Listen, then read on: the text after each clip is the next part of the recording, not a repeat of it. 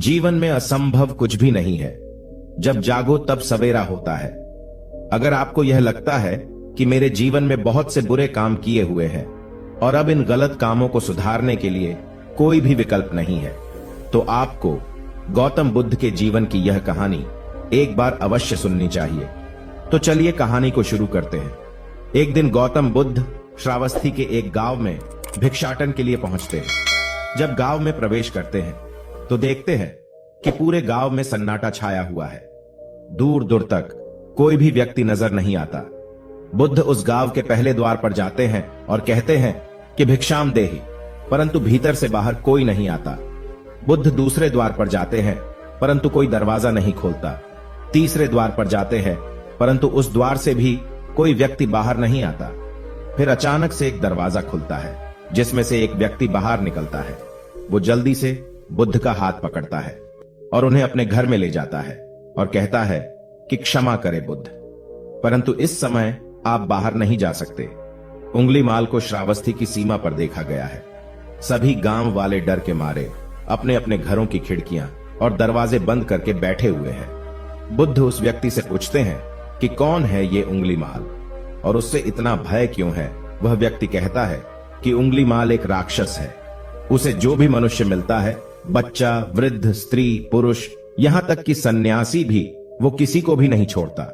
बुद्ध उनसे पूछते हैं कि वो धन के लालच में ये सब करता है क्या। वो व्यक्ति कहता है कि नहीं, उसे धन का कोई लालच नहीं है। वो जब भी किसी आदमी को मारता है तो उसकी उंगली काटकर अपने गले की माला बनाता है, इसीलिए उसका नाम उंगलीमाल पड़ गया है। और यह भी सुना है कि जब उसके गले की माला में 100 उंगलियां पूरी हो जाएगी तो उसकी विनाशक शक्तियां और भी ज्यादा बढ़ जाएगी। बुद्ध कहते हैं, आभार हो आपका जो आपने मुझे उसके बारे में बताया। फिर वो व्यक्ति बुद्ध से कहता है कि कृपा कर आप बाहर न जाइए, क्योंकि वो आप पर भी वार कर सकता है। बुद्ध कहते हैं, भय से अपनी राह छोड़ दूं, ऐसा मैंने कभी नहीं किया। मुझे भिक्षा मांगता देख जन जन के हृदय में उंगलीमाल का भय कम होगा। फिर वो व्यक्ति कहता है, नहीं बुद्ध, आप मत जाइए, वो बहुत ही ज्यादा खतरनाक है। बुद्ध कहते हैं कि वो खतरनाक नहीं बल्कि वो दुखी है और मुझे उसके पास जाना होगा क्योंकि उसे मेरी आवश्यकता है। इतना कहते हुए बुद्ध उस व्यक्ति के पास से चले जाते हैं। कुछ दूर चलने के बाद बुद्ध वन में प्रवेश करते हैं। वन में चारों ओर एक सन्नाटा छाया होता है। दूर दूर तक न तो कोई मनुष्य न कोई पशु पक्षी दिख रहा होता है, परंतु गौतम बुद्ध अपने मार्ग में आगे बढ़ते रहते हैं। अचानक बुद्ध के सामने उंगलीमाल आकर खड़ा हो जाता है। उसका रूप इतना डरावना है कि कोई भी व्यक्ति उसे देखकर ही भयभीत हो जाए। उसके गले में उंगलियों की माला होती है। चेहरा और हाथ रक्त से सने होते हैं और शरीर बलशाली होता है। उसका रूप इतना भयानक होता है कि किसी भी साधारण व्यक्ति के प्राण तो उसे देखते ही निकल जाए, परंतु बुद्ध पर उंगलीमाल के डरावने रूप का कोई असर नहीं होता है। बुद्ध कुछ क्षण तक शांत मुस्कुराहट के साथ उंगलीमाल की तरफ देखते हैं, फिर उसकी बगल से निकलकर अपने मार्ग में आगे बढ़ जाते हैं। बुद्ध को ऐसा करते देख उंगलीमाल को यह समझ नहीं आता है कि उसके साथ ये हो क्या रहा है। वह मन ही मन सोचता है कि मुझे देखकर लोग या तो भाग जाते हैं या मुझे देखकर मर जाते हैं या मुझसे अपने प्राणों की भीख मांगने लगते हैं। मैंने कई सन्यासियों को भी मारा है, परंतु मैंने आज तक कोई ऐसा व्यक्ति नहीं देखा जो मुझे नजरअंदाज करके अपने मार्ग में आगे बढ़ जाए। या तो इसने मुझ पर ध्यान नहीं दिया होगा या फिर हो सकता है कि यह देख ही ना सकता हो, परंतु मुझे इससे क्या मतलब, मुझे तो अपने गले की माला पूरी करनी है। उंगलीमाल बुद्ध को आवाज लगाता है, ए साधु रुक। फिर भी गौतम बुद्ध उंगलीमाल को नजरअंदाज करते हैं और अपने मार्ग में आगे बढ़ते रहते हैं। उंगलीमाल बहुत ज्यादा क्रोध में बुद्ध को आवाज लगाता है, ए साधु रुक। फिर भी गौतम बुद्ध उंगलीमाल को नजरअंदाज करते हैं और अपने मार्ग में आगे बढ़ते हैं। उंगलीमाल तीसरी बार ज्यादा क्रोध में होकर आवाज लगाता है, ए साधु रुक। बुद्ध रुकते हैं। उंगलीमाल बुद्ध के पास जाता है और कहता है कि मेरे आदेश देने के बाद भी तू रुका क्यों नहीं। फिर बुद्ध कहते हैं, मैं तो बहुत पहले ही रुक चुका हूं, तुम ही चलते जा रहे हो। उंगलीमाल ये समझ ही नहीं पाता है कि बुद्ध क्या कह रहे हैं, परंतु वो इतना जरूर समझ जाता है कि सामने खड़ा व्यक्ति उससे थोड़ा भी नहीं डर रहा है। उंगलीमाल बुद्ध को डराने के लिए चिल्लाकर पूछता है ए साधु, मुझसे भय नहीं लग रहा है क्या? मैं आदि मानव हूं। बुद्ध कहते हैं कि नहीं, तुम मानव हो। बुद्ध की यह बात उंगली माल के हृदय पर लगती है।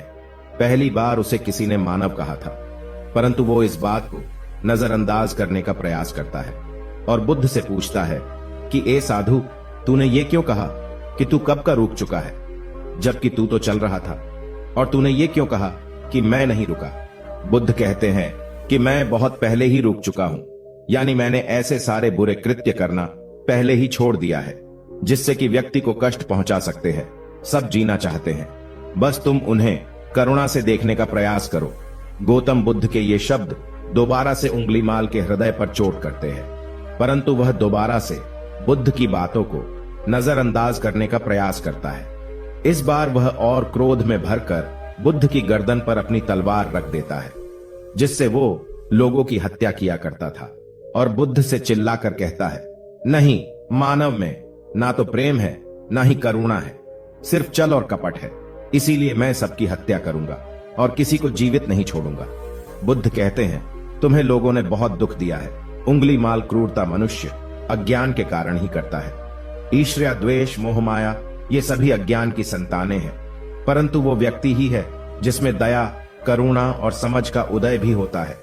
उंगली माल, यदि इस जीवन में क्रूर और निष्ठुर लोग हैं तो दयावान भी है।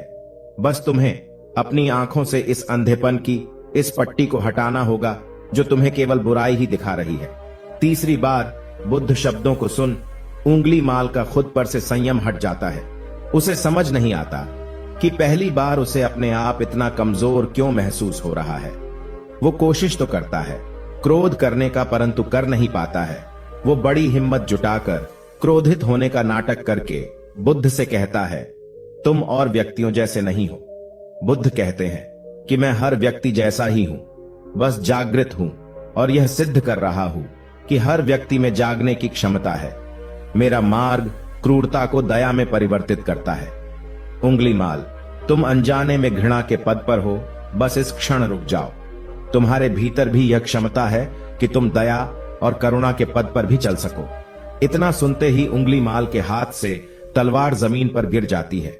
उसकी आंखों से आंसू बहने लगते हैं। भला कोई कब तक बुद्ध को अनदेखा करेगा? उंगली माल रोते हुए बुद्ध से पूछता है कि क्या आप वही हैं जिन्हें लोग बुद्ध कहते हैं, जो लोगों को मुक्ति के मार्ग पर चलना सिखाते हैं? हाँ, मैं वही हूं। मैं तुम्हें मुक्ति के मार्ग पर ले जाना चाहता हूं। फिर उंगली माल कहता है, परंतु मैं अब बहुत दूर निकल गया हूं। मैंने बहुत हत्याएं करी है, बहुत पाप करे हैं। मैं अब चाहकर भी वापस नहीं लौट सकता और मेरा वापस लौटना अब असंभव है। बुद्ध कहते हैं कि असंभव कुछ नहीं है, जब जागो तब सवेरा होता है। उंगली माल कहता है, मैं अब पुनः जीवन की ओर नहीं मोड़ सकता, बहुत देर हो चुकी है। बुद्ध कहते हैं, तुम में इतनी चेतना है कि तुम जानते हो कि जो तुमने अब तक किया है वह बुरा था। इसका अर्थ यह है कि तुम जानते हो कि क्या अच्छा है और क्या बुरा है। उंगली माल, जिस दिन से तुमने अच्छा कार्य करना शुरू कर दिया, उस दिन से तुम्हारा एक नया जीवन शुरू हो जाएगा।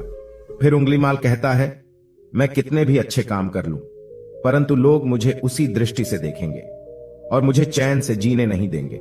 बुद्ध कहते हैं कि उंगली माल, यदि तुमने हिंसा का मार्ग छोड़ा तो मैं तुम्हें मार्ग दिखाऊंगा और तुम्हारा संरक्षण करूंगा और तुम्हें लोगों की घृणा से बचाऊंगा। बस पहला कदम तुम्हें ही उठाना होगा। उंगली माल पूछता है, क्या यह हो सकता है? बुद्ध कहते हैं, अवश्य हो सकता है। उंगली माल रोते हुए बुद्ध के चरणों में गिर पड़ता है और कहता है कि मैं आपको वचन देता हूं कि मैं सारे बुरे कृत्य करना छोड़कर और आपके पीछे करुणा के पथ पर चलना सीखूंगा। कृपा कर आप मुझे अपना शिष्य बना लीजिए। बुद्ध कहते हैं कि मैं किसी को अपना शिष्य नहीं बनाता, बल्कि व्यक्ति स्वयं मेरे संग से जुड़ जाता है। उंगली माल उसी समय बुद्ध का भिक्षु बन जाता है। इस कहानी से हमें यह सीखने को मिलता है कि लोग सोचते हैं कि उन्होंने बहुत सारे गलत काम किए हुए हैं, अब इन गलत कामों को सुधारने के लिए और कोई भी विकल्प नहीं है। इस पर गौतम बुद्ध कहते हैं कि चाहे अपने अब तक कितने भी बुरे काम क्यों न किए हुए हैं, लेकिन अगर आप एक विचार को अपने मन में लाते हैं कि अब मुझे कुछ सही करना है, तो वही विचार आपके रूपांतरण का कारण बन सकता है।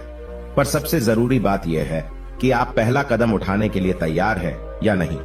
दोस्तों, यह कहानी आपको कैसी लगी हमें नीचे कमेंट बॉक्स में कमेंट करके जरूर बताएं। धन्यवाद।